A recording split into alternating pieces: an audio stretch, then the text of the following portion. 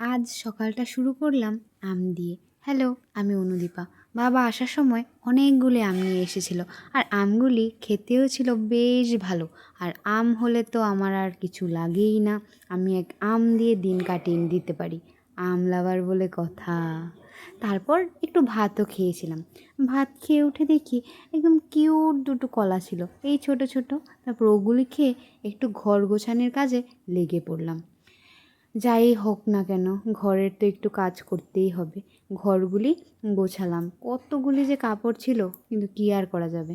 তারপর বোন বলছিল মিষ্টি বানাবে, তো আমি তো বানাইনি। বোনকেও আমি বেশি একটা হেল্প করিনি, কারণ ও একাই বানাবে বলেছিল।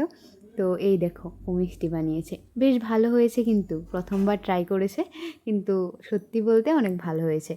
আর একদম লো সুগারের মিষ্টি ছিল। তারপর বিকেলে দেখি এরা দুজন উঠোনে বসে খেলা করছে, আর এদিকে ওদিকে তাকাচ্ছে। তো বোন বলছিল চল দি ভাই ফুচকা খাবো, তো আমি ফুচকার জন্য আলু ধুয়ে সিদ্ধ করে ভর্তা বানালাম, আর বোন বাকি ফুচকা ভেজেছিল। তারপর একটু সিঙ্গাড়াও খেয়েছিলাম। আজ আসি তাহলে, টাটা।